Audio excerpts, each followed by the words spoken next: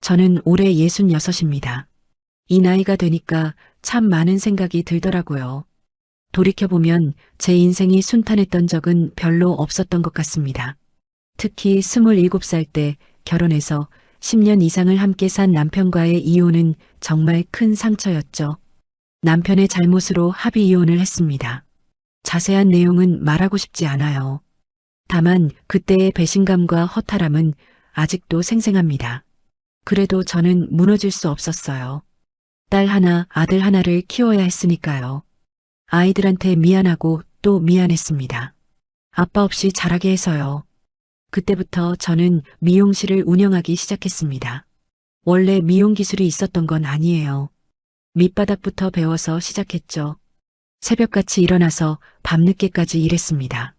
손님들 머리를 하루 종일 만지다 보니 손목이 아프고 허리가 끊어질 것 같았어요. 그래도 참았습니다. 아이들 굶길 순 없었으니까요. 다행히 아이들은 잘 자라줬습니다. 아들은 성실하게 공부해서 직업군인이 됐어요. 지금은 장기 복무를 하면서 잘 지내고 있죠. 가끔 휴가 나올 때마다 저한테 연락해서 밥 먹자고 하는 착한 아들입니다. 딸도 대학을 졸업하고 괜찮은 회사에 취직했어요. 그리고 몇 년 전에 결혼도 했죠. 솔직히 딸과의 관계는 아들만큼 친밀하진 않았습니다. 어릴 때부터 딸은 저한테 살갑게 굴지 않았어요. 반항기가 심했고 대학 간 이후로는 더 연락이 뜸해졌죠. 명절에나 한 번씩 얼굴 보는 정도였습니다. 결혼하고 나서는 서울 쪽에 살면서 1년에 몇 번 보기도 어려웠어요. 그래도 저는 딸이 미웠던 적은 없습니다. 아마 제가 바빠서 딸한테 신경을 많이 못 써줬기 때문일 거예요. 딸이 사춘기일 때도 저는 미용실 일로 정신이 없었으니까요. 그런 미안함이 항상 마음 한편에 있었습니다. 그러던 어느 날이었습니다. 딸한테서 전화가 왔어요. 요즘 보기 드물게 직접 전화를 한 거죠. 받자마자 딸이 말했습니다. 엄마, 우리 이사 가기로 했어요. 처음엔 그냥 집을 옮기나 보다 했습니다. 서울 안에서 다른 동네로 가는 건가 싶었죠. 그런데 딸이 이어서 한 말에 저는 깜짝 놀랐어요. 동탄으로 이사 가요. 엄마 사는데 근처로요. 동탄은 제가 지금 살고 있는 곳입니다. 딸이 왜 갑자기 여기로 온다는 건지 이해가 안 됐어요. 물어보니 사위가 다니던 회사에 문제가 생겼다고 하더라고요. 그래서 새로운 직장을 구했는데 그게 동탄 쪽이라는 겁니다. 저는 속으로 기뻤습니다. 물론 사위가 회사 때문에 힘들었다는 게 안타깝긴 했지만요. 그래도 딸을 자주 볼 수 있다는 게 너무 좋았어요. 손주들도 가까이서 자주 볼 수 있잖아요. 첫째가 5살, 둘째가 3살이었는데 귀여운 나이죠. 무엇보다 딸과 가까이 살면서 관계를 회복할 수 있을 것 같았습니다. 그동안 소원했던 사이를 좁힐 수 있는 기회라고 생각했어요. 자주 만나면서 밥도 같이 먹고 이야기도 나누면 딸도 마음을 열지 않을까요? 딸의 이사는 한 달 후였습니다. 저는 그 한 달 동안 기대에 부풀어 지냈어요. 딸이 좋아할 만한 반찬도 미리 만들어 냉동실에 넣어뒀습니다. 손주들 장난감도 몇 개 샀죠. 애들이 우리 집에 놀러 오면 심심하지 않게요. 드디어 이사하는 날이 왔습니다. 딸은 저한테 도와주러 오지 말라고 했어요. 이삿짐 센터에서 다 해준다면서요. 저는 조금 서운했지만 이해했습니다. 딸이 바쁠 테니까요. 대신 이사 끝나고 우리 집에 저녁 먹으러 오라고 했죠. 이사가 끝난 주말이었습니다. 딸한테서 연락이 왔어요. 엄마, 오늘 저녁 괜찮아요? 그럼 얼른 와. 엄마가 다 준비해 놓을게. 저는 새벽부터 부엌에 들어갔습니다. 딸이 어릴 때 좋아하던 음식들을 만들었어요. 잡채, 갈비찜, 동그랑땡. 손주들을 위해서 계란찜도 만들고 감자튀김도 준비했죠. 테이블을 정성스럽게 차렸습니다. 저녁 6시쯤 딸 가족이 도착했어요. 현관문을 열자 손주들이 먼저 뛰어들어왔습니다. 할머니, 너무 귀엽더라고요. 첫째는 제 다리를 와락 껴안았고 둘째는 수줍게 웃으면서 뒤에 서 있었어요. 저는 두 아이를 꼭 안아줬습니다. 이렇게 가까이서 보니 더 예쁘더라고요. 딸과 사위도 들어왔습니다. 사위는 인사를 하면서도 어딘가 피곤해 보였어요. 이사 때문에 힘들었나 보다 싶었죠. 딸도 표정이 밝지는 않았지만 그래도 왔다는 것만으로 저는 만족스러웠습니다. 어서 와라. 배고프지? 엄마가 맛있는 거 많이 해놨어. 식탁에 모두 둘러앉았습니다. 손주들은 신기한 듯 이것저것 먹었고 사위는 조용히 식사를 했어요. 딸은 아이들 챙기느라 정신이 없었죠. 저는 그 모습을 보면서 흐뭇했습니다. 이게 가족이구나 싶었어요. 식사가 끝나고 사위는 손주들을 데리고 거실로 갔습니다. 저와 딸은 소파에 앉아서 차를 마셨어요. 오랜만에 둘이서 이야기할 수 있는 시간이었죠. 저는 이 순간이 좋았습니다. 딸과 이렇게 마주 앉아 있다는 것만으로도요. 그런데 딸이 찻잔을 내려놓으면서 입을 열었습니다. 표정이 조금 심각해 보였어요. 엄마, 할 얘기가 있어요. 저는 찻잔을 들고 있던 손을 멈췄습니다. 딸의 목소리 톤이 평소와 달랐어요. 뭔가 중요한 이야기를 하려는 것 같았죠. 저는 고개를 끄덕이며 말했습니다. 그래, 무슨 얘긴데? 딸은 잠시 망설이는 듯 하더니 천천히 말을 이어갔어요. 엄마도 알다시피 저랑 남편이랑 둘 다 회사 다니잖아요. 응, 그렇지. 그게 애들이 둘이다 보니까 너무 힘들어요. 저는 딸의 말을 들으면서 마음 한편이 짠했습니다. 맞벌이 부부가 아이들 키우는 게 얼마나 힘든지 알죠. 저도 혼자서 둘을 키워봤으니까요. 딸이 힘들다는 게 당연했습니다. 힘들겠다. 애들이 아직 어리니까. 딸은 제 말에 고개를 끄덕이더니 계속 이야기를 했어요. 출근할 때 애들 어린이집 데려다주고 퇴근하면 데리러 가야 되는데요. 시간 맞추기가 진짜 빡빡해요. 저는 딸의 말을 들으면서 이해했습니다. 어린이집도 시간이 정해져 있으니까요. 늦게 데리러 가면 추가 비용도 내야 하고요. 그래서 엄마한테 부탁이 있어요. 딸이 제 눈을 똑바로 쳐다봤습니다. 저는 뭔가 예감이 들었어요. 좋은 예감은 아니었죠. 가슴이 두근거리기 시작했습니다. 무슨 부탁인데? 애들을 엄마가 좀 봐주실 수 있어요? 순간 저는 멍했습니다. 손주를 봐달라는 말이겠죠. 그건 당연히 할 수 있어요. 주말에 데려다 놓으면 제가 재밌게 놀아주고 밥도 해주고 그럴 수 있죠. 저는 대답하려다가 딸의 다음 말을 들었습니다. 전담으로 맡아주셨으면 해서요. 전담이라는 단어에 저는 깜짝 놀랐습니다. 전담이면 매일매일 돌봐야 한다는 뜻이잖아요. 아침부터 저녁까지 손주 둘을 제가 혼자 케어해야 한다는 거죠. 전담이면 매일? 네, 저희가 출근할 때 데려다주고 퇴근할 때 데리러 갈게요. 저는 머릿속이 복잡해졌습니다. 손주가 예쁘긴 하지만 매일 돌보는 건 다른 문제예요. 5살, 3살이면 손이 엄청 많이 가는 나이죠. 밥도 해줘야 하고 놀아줘야 하고 재워야 하고요. 엄마, 어린이집 보내는 것보다 할머니가 봐주시는 게 애들한테도 좋잖아요. 딸의 말이 계속 이어졌습니다. 저는 찻잔을 내려놓았어요. 손이 떨리더라고요. 그리고 어린이집 보내면 돈도 많이 들어요. 둘 다 보내면 한 달에 150만 원도 넘게 나가거든요. 결국 돈 문제였던 겁니다. 딸은 어린이집 비용이 부담스러워서 저한테 맡기려는 거였어요. 저는 속으로 한숨이 나왔습니다. 물론 엄마한테 용돈은 드릴게요. 딸이 조심스럽게 덧붙였습니다. 저는 용돈이 얼마나 될지 궁금했어요. 어린이집이 100만 원이 훌쩍 넘는다고 했으니까 그 정도는 주려나 싶었죠. 한 달에 20만 원씩 드릴게요. 저는 귀를 의심했습니다. 20만 원이요? 손주 둘을 매일 전담으로 돌보는데 20만 원이라고요? 어린이집은 100만 원이 넘게 든다면서 저한테는 고작 20만 원을 주겠다는 겁니까? 제 표정이 굳어지는 게 느껴졌습니다. 딸은 제 반응을 살피면서 말을 이었어요. 적은 건 아는데 저희도 지금 형편이 그렇게 좋은 편은 아니라서요. 저는 할 말을 잃었습니다. 하지만 돈 문제보다 더 큰 게 있었습니다. 바로 제 몸 상태였어요. 저는 30년을 미용실에서 일했습니다. 하루 종일 서서 손님들 머리를 만지고 염색약을 바르고 드라이를 했죠. 그 결과 제 몸은 망가졌습니다. 손목은 만성 통증에 시달리고 있어요. 가위질을 오래 하다 보니 손목 터널 증후군이 생겼죠. 약을 먹어도 통증이 완전히 사라지지 않습니다. 허리는 더 심각했어요. 디스크가 있어서 조금만 무리하면 허리가 끊어질 것처럼 아팠습니다. 요즘은 아침에 일어나는 것조차 힘들 때가 많아요. 허리를 펴는데 한참이 걸리죠. 이런 몸으로 손주 둘을 매일 돌본다는 건 불가능했습니다.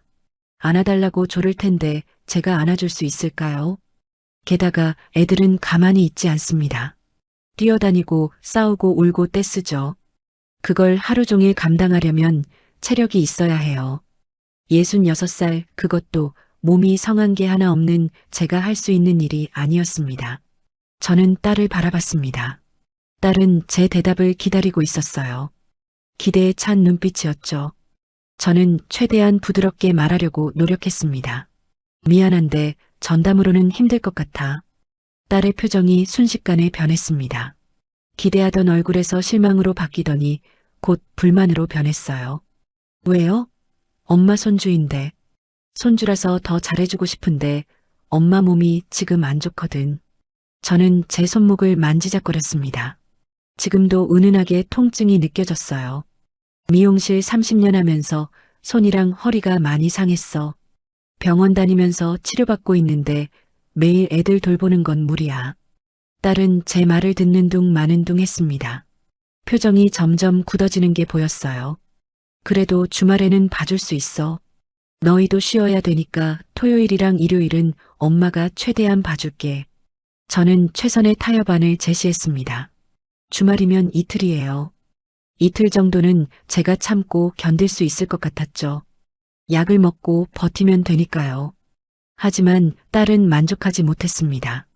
딸의 눈빛이 차갑게 변하더니 목소리도 날카로워졌어요. 엄마, 주말만 봐주면 저희는 언제 쉬어요? 그래도 저희는 매일매일 회사 다니면서 힘든데 주말까지 애들 돌보라고요? 딸의 목소리가 커졌습니다. 거실에서 놀고 있던 사위가 이쪽을 쳐다봤어요. 저는 당황스러웠습니다. 정민아, 목소리 좀 낮춰. 뭘 낮춰요? 엄마가 이상한 거잖아요. 저는 딸의 말에 할 말을 잃었습니다. 제가 이상하다고요? 제 몸 상태를 생각해서 어렵다고 한 게 이상한 건가요? 우리 맞벌이 하면서 이렇게 힘든데 그거 하나 못 해주세요? 딸이 소파에서 벌떡 일어났습니다. 화가 난 표정이 역력했어요. 엄마 진짜 이기적이시네요. 그 말이 제 가슴에 비수처럼 꽂혔습니다. 이기적이라고요. 저는 평생 남을 위해 살았어요. 남편 없이 혼자서 애들 둘 키우느라 제 인생을 다 바쳤죠. 그런 제가 이기적이라고요. 딸은 거실로 가서 사위한테 뭐라고 말했습니다. 사위의 표정도 좋지 않았어요. 손주들을 데리고 현관으로 향하더라고요. 정민아, 잠깐만. 저는 딸을 붙잡으려 했지만 딸은 뒤도 안 돌아봤습니다. 신발을 신으면서 차갑게 한마디 던졌어요. 다음에 연락할게요. 현관문이 쾅 닫혔습니다. 저는 멍하니 그 자리에 서 있었어요. 방금 뭐가 어떻게 된 건지 실감이 나지 않았습니다. 저는 닫힌 현관문을 한참 동안 바라봤습니다. 아직도 믿기지 않았어요. 딸이 화를 내며 나간 게요. 제가 뭘 잘못했다고 저렇게까지 하는 건지 이해가 안 됐습니다. 거실로 돌아왔습니다. 소파에 앉아서 식탁을 봤어요. 아까까지만 해도 온 가족이 둘러앉아 밥을 먹었던 그 자리였죠. 새벽부터 정성껏 준비한 음식들이 그대로 남아 있었습니다. 손이 떨렸습니다. 찻잔을 들여다가 그냥 내려놨어요. 제대로 쥘 힘도 없었죠. 가슴이 답답하고 머리가 복잡했습니다. 저는 정말 잘못한 게 없다고 생각했어요. 손주를 안 봐주겠다고 한 게 아니잖아요. 주말에는 봐주겠다고 했는데요. 다만 매일 전담으로는 제 몸 상태상 불가능하다고 솔직하게 말한 것뿐이에요. 그런데 딸은 저를 이기적이라고 했습니다. 그 말이 계속 귓가에 맴돌았어요. 이기적. 정말 제가 이기적인 걸까요? 아니, 절대 아니죠. 저는 평생 이기적이었던 적이 없어요.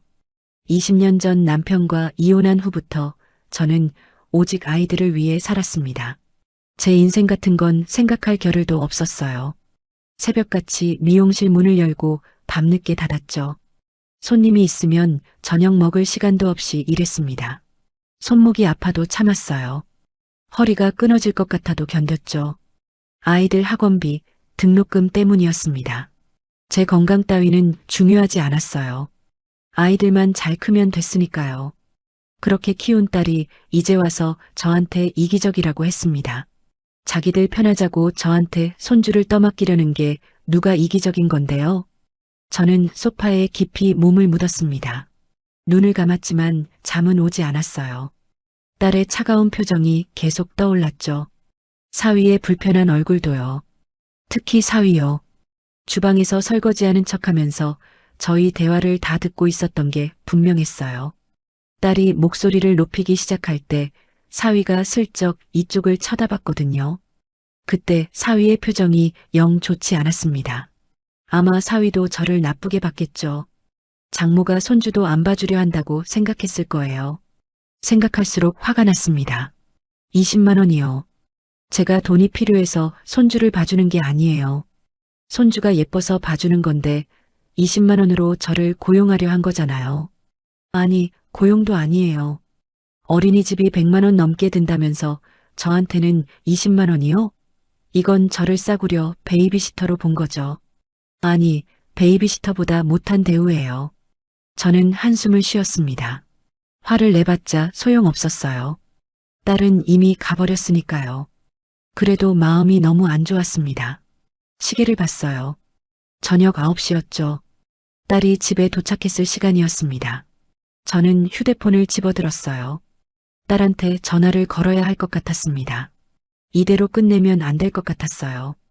딸이 화가 났다는 건 알겠는데 그래도 제 입장도 이해시켜야 했죠. 제가 왜 어렵다고 했는지, 제 몸 상태가 정말 안 좋다는 걸 제대로 설명하면 딸도 알아들을 거예요. 전화를 걸었습니다. 신호음이 울렸어요. 한 번, 두 번, 세 번. 딸은 전화를 받지 않았습니다. 끊어지더니 음성사서함으로 넘어갔죠. 다시 걸었습니다. 이번에도 받지 않았어요. 저는 세 번째 전화를 걸었죠. 그래도 받지 않았습니다.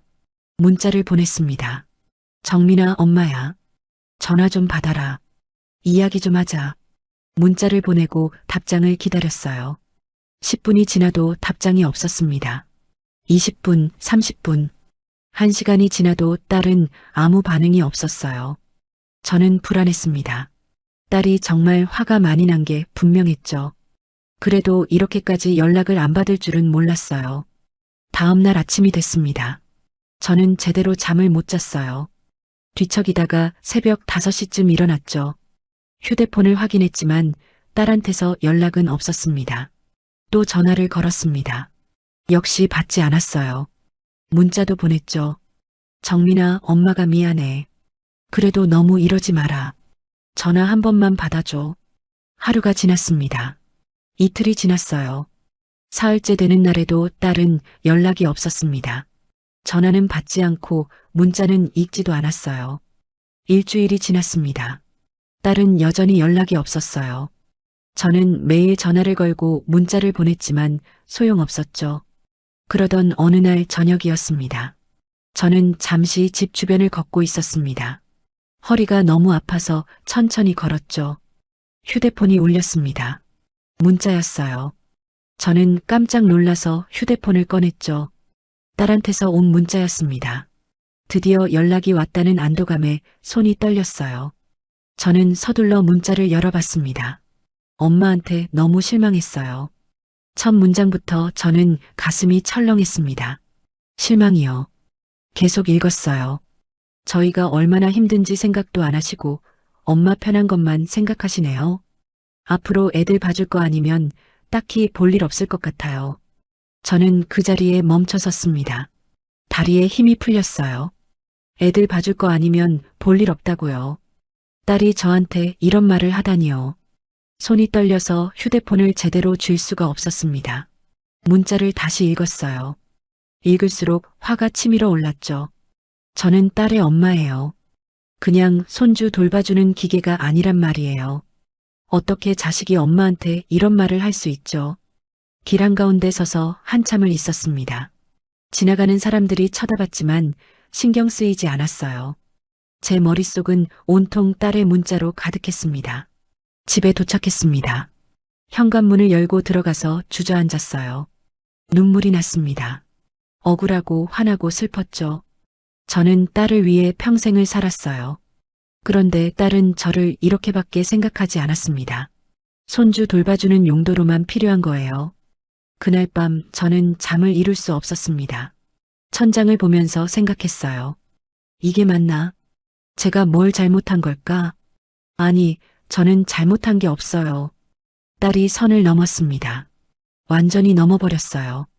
저는 더 이상 딸을 봐주고 싶지 않았습니다. 이렇게까지 저를 대하는 딸이라면요. 그날 이후 저는 딸한테 연락하지 않았습니다. 딸도 저한테 연락하지 않았어요. 우리 사이에는 차가운 침묵만 흘렀죠. 딸의 그 문자가 머릿속에서 지워지지 않았어요. 애들 봐줄 거 아니면 볼 일 없다. 그 말이 계속 맴돌았죠. 밤에는 잠을 제대로 못 잤습니다. 누우면 딸 생각이 났어요.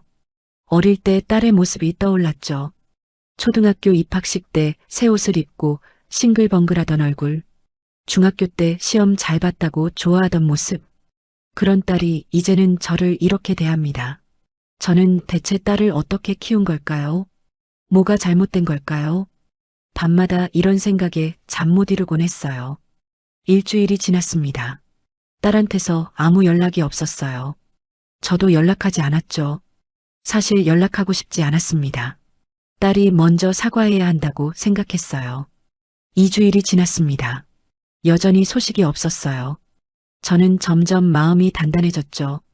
딸이 이렇게 나온다면 저도 가만히 있지 않겠다고요. 그날 저녁 집에 돌아와서도 생각했습니다. 딸은 제가 굽신거리고 사과하기를 기다리고 있을 거예요. 그럼 다시 손주를 봐달라고 할 거고요. 하지만 저는 그럴 생각이 없었습니다. 제가 뭘 잘못했다고 사과를 해요. 오히려 딸이 사과해야죠. 3주째가 됐습니다. 여전히 딸한테서 연락은 없었어요. 저도 전화하지 않았죠. 처음에는 불안하고 답답했는데 이제는 그냥 담담해졌습니다. 어느 날 휴대폰이 울렸어요. 혹시 딸인가 싶어서 얼른 봤는데 아들이었습니다. 엄마, 저예요. 아, 민수야. 잘 지내니? 네, 엄마는요? 아들의 목소리가 어딘가 조심스러웠어요. 뭔가 이상하다 싶었죠. 엄마, 누나한테 들었어요. 순간 저는 알았습니다. 딸이 아들한테 말했구나. 아마 제 욕을 잔뜩 했겠죠. 누나가 많이 속상해 하더라고요. 역시나였습니다. 딸이 자기 입장만 이야기했을 거예요. 민수야, 엄마 말도 들어봐. 저는 아들한테 사실대로 이야기했습니다. 딸이 전담 육아를 요구했고 용돈은 20만 원만 주겠다고 했다는 것. 저는 몸이 안 좋아서 어렵다고 했는데 딸이 화를 냈다는 것. 주말에는 봐줄 수 있다고 했는데 딸이 저를 이기적이라고 했어. 아들은 한참 말이 없었습니다. 그러더니 조심스럽게 말했어요. 누나가 좀 너무 심했네요. 그치? 엄마가 잘못한 거 아니지? 네, 엄마가 잘못한 거 아니에요. 몸 안 좋으신데 무리하시면 안 되죠. 아들의 말에 저는 눈물이 날 뻔했습니다. 누군가 제 편을 들어주니까 마음이 따뜻해졌어요. 엄마, 누나한테 제가 한번 얘기해 볼게요. 그래 줄래? 고맙다. 아들과 통화를 끝내고 저는 조금 마음이 놓였습니다. 아들이 딸을 설득해주면 좋겠다고 생각했어요. 며칠 후 아들한테서 다시 전화가 왔습니다. 엄마, 누나한테 얘기했어요. 그래, 뭐래? 누나가 자기 생각은 안 바뀐대요. 저는 한숨이 나왔습니다. 역시나였죠. 엄마가 손주 안 봐주면 볼 일 없다고 하더라고요. 딸은 생각을 바꿀 마음이 전혀 없었습니다. 저는 그때 깨달았어요. 딸과의 관계는 이제 끝이구나. 한 달이 지났습니다. 딸한테서는 여전히 연락이 없었어요. 저도 연락하지 않았죠. 이제는 연락하고 싶은 마음도 없어졌습니다. 최근 들어 손목이 더 아파졌습니다. 병원에 가서 주사를 맞았지만 별로 나아지지 않았어요. 의사 선생님이 말씀하셨죠. 무리하지 마세요. 쉬어야 합니다. 네, 알겠습니다. 저는 생각했습니다. 이런 몸으로 손주 둘을 돌봤으면 어떻게 됐을까? 아마 일주일도 못 버텼을 거예요. 집에서도 허리 때문에 고생했습니다. 청소하다가도 허리가 아파서 주저앉곤 했어요. 요리할 때도 오래 서 있으면 허리를 펼 수가 없었죠. 딸은 이런 제 상황을 전혀 이해하지 못했습니다.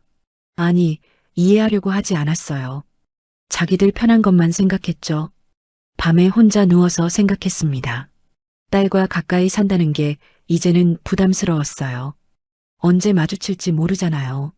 마트에서 우연히 만날 수도 있고 길에서 마주칠 수도 있죠. 그런 상황이 오면 어떻게 해야 할까요? 못 본 척하고 지나가야 하나요? 아니면 어색하게 인사를 해야 하나요? 생각할수록 이곳에서 계속 사는 게 싫어졌습니다. 딸 때문에 동탄으로 온 건데 이제는 딸 때문에 떠나고 싶어졌어요. 어느 날 저녁 부동산 앱을 켜봤습니다. 그냥 궁금해서요. 제 집이 지금 얼마에 팔릴지 시세를 확인해 보니 꽤 올랐더라고요. 팔면 어디로 갈까 생각했습니다. 서울은 너무 비싸고요. 그렇다고 너무 시골로 가는 것도 불편할 것 같았죠. 남양주 별내 신도시가 눈에 들어왔습니다. 집값도 적당하고 교통도 괜찮아 보였어요. 무엇보다 딸이 전혀 모르는 곳이었죠. 저는 진지하게 고민하기 시작했습니다. 정말 이사를 갈까? 딸한테 말하지 않고 조용히 떠날까? 마음속 깊은 곳에서 목소리가 들렸습니다. 떠나라고요. 여기서 벗어나라고요. 새로운 곳에서 새로운 시작을 하라고요. 저는 그날 밤 결심했습니다. 이사를 가겠다고요. 딸한테는 알리지 않을 거예요. 딸이 저를 필요로 하지 않는다면 저도 딸 근처에 있을 필요가 없었죠. 다음 날 아침 일찍 부동산에 전화를 걸었습니다. 제 집을 팔고 싶다고 했어요. 부동산 중개인이 오후에 방문하겠다고 했죠. 미용실 문을 열고 손님을 받으면서도 마음은 이미 이사 생각뿐이었습니다. 어디로 갈지, 언제 갈지, 어떻게 준비할지요. 오후에 부동산 중개인이 집에 왔습니다. 집 상태를 둘러보더니 만족스럽다는 표정을 지었어요. 요즘 이 동네 인기가 좋아서 금방 나갈 겁니다. 얼마나 걸릴까요? 한 달 안에는 계약 들어올 거예요. 중개인의 말에 저는 안도했습니다. 빨리 팔리면 좋겠다고 생각했어요. 하루라도 빨리 이곳을 떠나고 싶었죠. 그날 저녁 남양주 별내 신도시 매물을 알아봤습니다. 인터넷으로 이것저것 찾아보니 괜찮은 아파트가 많더라고요. 가격도 동탄이랑 비슷했어요. 주말에 직접 별내에 가봤습니다. 신도시라 그런지 깨끗했습니다. 아파트 단지들이 잘 정돈돼 있었고 상가도 많았어요. 마음에 들었죠. 부동산 몇 군데를 돌아다녔습니다. 여러 매물을 보여줬는데 그 중에 마음에 드는 집이 있었어요. 20평대 아파트였는데 깔끔하고 조용했죠. 이 집으로 할게요. 네, 좋은 선택하셨습니다. 계약금을 냈습니다. 본격적으로 이사 준비가 시작된 거죠. 가슴이 두근거렸어요. 설렘도 있었지만 한편으로는 씁쓸했습니다. 딸이 제가 살았던 동네로 왔는데 이제 저는 딸 때문에 떠나는 거잖아요. 인생이 참 아이러니하더라고요. 집으로 돌아와서 짐 정리를 시작했습니다. 30년 넘게 모은 물건들이 참 많았어요. 하나하나 꺼내면서 추억이 떠올랐죠. 아이들 어렸을 때 사진들이 나왔습니다.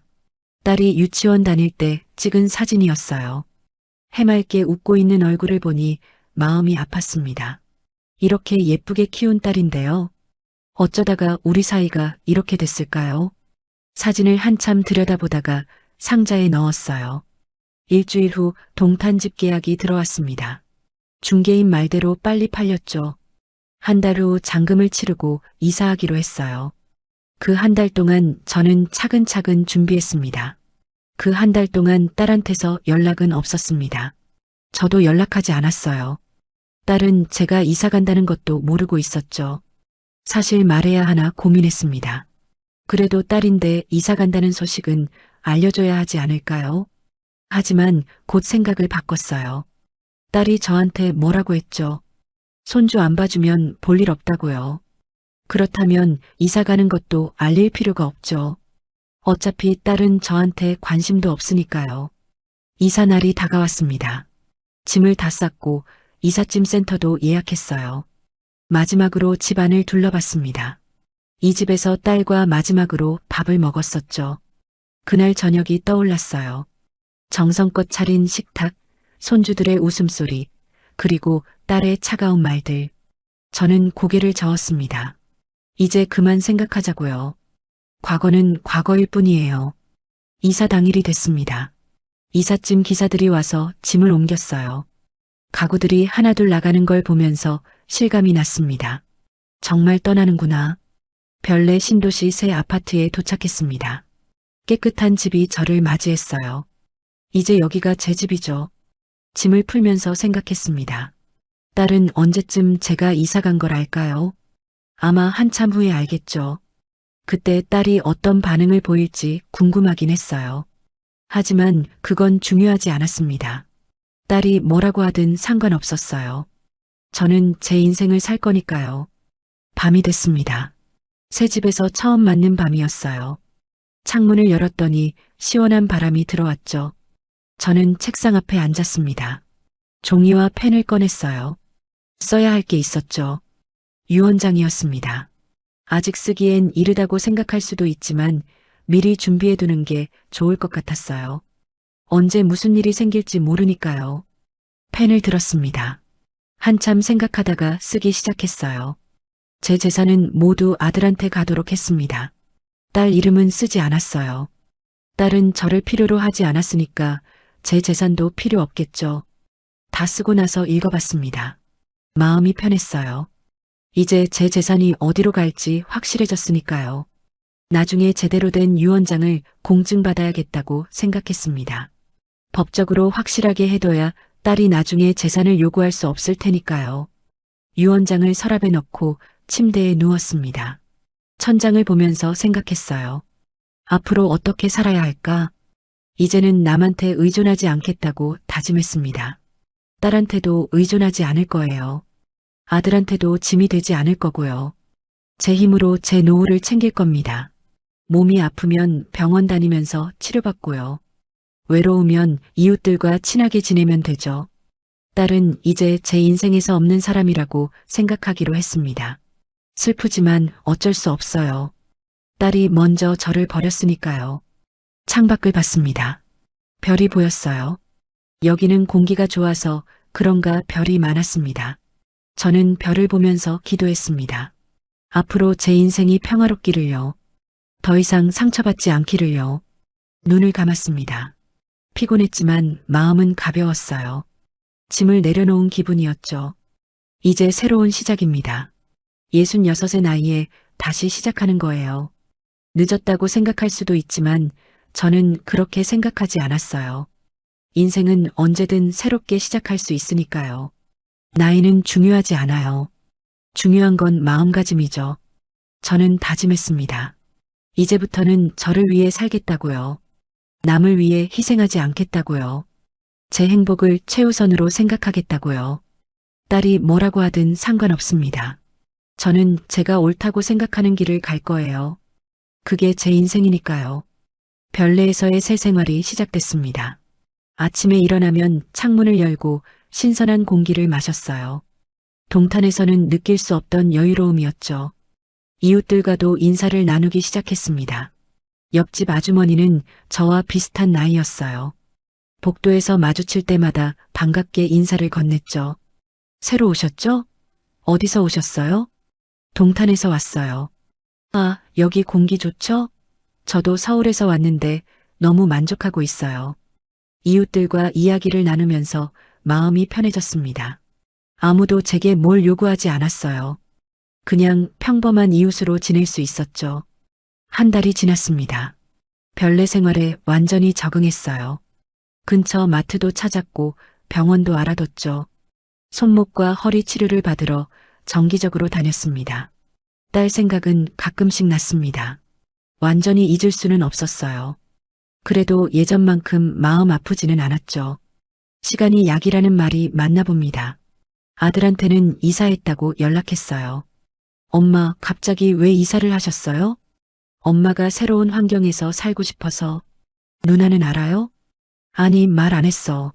아들은 한참 말이 없었습니다. 그러더니 조심스럽게 물었어요. 엄마, 누나랑 완전히 연 끊으시려고요? 응. 딸이 먼저 나를 필요 없다고 얘기했잖아. 그래도, 민수야, 엄마 결정이니까 이해해줘. 아들은 더 이상 묻지 않았습니다. 다만 자주 연락하겠다고 약속했죠. 2달이 지났습니다. 별내에서의 삶이 평화로웠어요. 아침에 산책하고 점심 먹고 낮잠 자고요. 저녁에는 책을 읽거나 텔레비전을 봤죠. 이웃 아주머니들과 가끔 차를 마시러 다녔습니다. 수다를 떨면서 시간을 보내는 게 즐거웠어요. 오랜만에 제 시간을 갖는 기분이었죠. 어느 날 오후였습니다. 집에서 쉬고 있는데 휴대폰이 울렸어요. 모르는 번호였죠. 받았습니다. 여보세요? 엄마예요? 딸의 목소리였습니다. 심장이 쿵 내려앉았어요. 2달 만에 듣는 딸의 목소리였죠. 왜 전화했니? 저는 최대한 냉정하게 말하려고 노력했습니다. 목소리가 떨리면 안 됐어요. 엄마, 지금 어디 계세요? 왜? 집에 갔는데 다른 사람이 살고 있더라고요. 딸의 목소리가 당황한 것 같았습니다. 저는 짧게 대답했어요. 이사했어. 네. 이사요? 언제요? 왜 말씀 안 하셨어요? 딸이 다급하게 물었습니다. 저는 담담하게 말했죠. 너한테 따로 말할 필요 없을 것 같아서. 엄마, 지금 어디 계신데요? 그건 내가 알 필요 없어. 전화기 너머로 딸이 숨쉬는 소리가 들렸습니다. 할 말을 찾지 못하는 것 같았어요. 엄마, 그때 제가 잘못했어요. 딸의 목소리가 떨렸습니다. 우는 것 같았어요. 제가 너무 심하게 말했죠. 미안해요. 사과였습니다. 딸이 처음으로 사과하고 있었어요. 하지만 저는 마음이 움직이지 않았습니다. 이제 와서 미안하다고? 엄마, 진짜 미안해요. 제가 그때 너무 힘들어서 그랬어요. 너만 힘들었니? 엄마는 안 힘들었을 것 같아? 제 목소리가 차갑게 나왔습니다. 억눌렀던 감정이 터져 나오는 것 같았어요. 엄마 몸 안 좋다고 했잖아. 그런데 넌 이기적이라고 했지. 엄마, 손주 안 봐주면 볼 일 없다고 한 것도 너야. 딸이 흐느끼기 시작했습니다. 전화기 너머로 울음소리가 들렸어요. 엄마, 미안해요. 정말 미안해요. 제발 용서해 주세요. 딸의 울음소리를 듣자 제 마음도 흔들렸습니다. 그래도 딸인데요. 제가 낳아서 키운 딸이잖아요. 하지만 저는 고개를 저었습니다. 안 돼요. 여기서 무너지면 안 됩니다. 정민아, 너 2달 동안 뭐 했니? 엄마, 2달 동안 한 번도 연락 안 했잖아. 그러다가 내가 이사 갔다니까 이제서야 미안하다고? 딸은 아무 말도 하지 못했습니다. 제 말이 맞았으니까요. 넌 엄마가 필요할 때만 찾는 거야. 손주 봐줄 사람 필요하니까 이제 와서 미안하다는 거지. 아니에요, 엄마. 진심으로. 진심이면 2달 전에 사과했어야지. 저는 숨을 크게 들이쉬었습니다. 해야 할 말을 해야 했어요. 정민아, 엄마도 똑같이 해주마. 네. 나도 너 필요 없어. 볼 일 없어. 딸이 숨을 헐떡이는 소리가 들렸습니다. 충격받은 것 같았어요. 엄마, 그렇게 말씀하시면. 너도 그렇게 말했잖아. 이제 엄마도 똑같이 하는 거야. 엄마, 제발요. 한 번만 용서해 주세요. 딸이 애원했습니다. 목소리가 완전히 울먹이고 있었어요. 하지만 저는 마음을 굳게 먹었습니다. 여기서 흔들리면 또다시 이용당할 거예요. 딸은 당장 급하니까 사과하는 거지 진심이 아니에요. 정민아, 넌 엄마 마음을 너무 아프게 했어. 그런데 이제 와서 미안하다고 하면 다 용서될 것 같아? 엄마도 사람이야. 상처받으면 아프고 화도 나. 딸은 계속 울기만 했습니다. 저도 눈물이 날 것 같았지만 참았어요. 앞으로 연락하지 마. 나도 안 할 테니까. 엄마, 안 돼요. 제발. 저는 전화를 끊었습니다. 손이 떨렸어요. 가슴이 답답하고 숨쉬기가 힘들었죠. 소파에 주저앉았습니다. 눈물이 흘러내렸어요. 참고 또 참았는데 결국 터지고 말았죠. 딸의 울음소리가 귓가에 맴돌았습니다. 미안하다던 딸의 목소리요. 하지만 저는 용서할 수 없었어요. 너무 늦었습니다. 딸이 2달 전에 사과했어야 했어요. 그때는 제가 용서했을지도 몰라요. 하지만 지금은 아니에요. 2달 동안 저는 너무 많이 아팠습니다. 매일 밤 잠 못 이루며 울었어요. 딸한테 버림받았다는 생각에 세상이 무너지는 것 같았죠. 그런데 딸은 뭘 했나요? 2달 동안 단 한 번도 연락하지 않았어요. 엄마가 어떻게 지내는지 궁금하지도 않았던 거죠. 그러다가 제가 이사 갔다는 걸 알고는 당황해서 연락한 겁니다. 자기한테 필요한 엄마가 사라졌으니까요. 저는 눈물을 닦았습니다. 이제 그만 울어야 해요. 딸을 위해 우는 건 이번이 마지막이에요. 휴대폰을 봤습니다. 딸한테서 문자가 와 있었어요. 몇 통이나 왔더라고요. 엄마, 정말 미안해요. 제발 용서해 주세요. 엄마 없이는 못 살아요. 저는 문자를 읽고 지웠습니다. 딸의 번호도 차단했어요. 이제 끝입니다. 창밖을 봤습니다.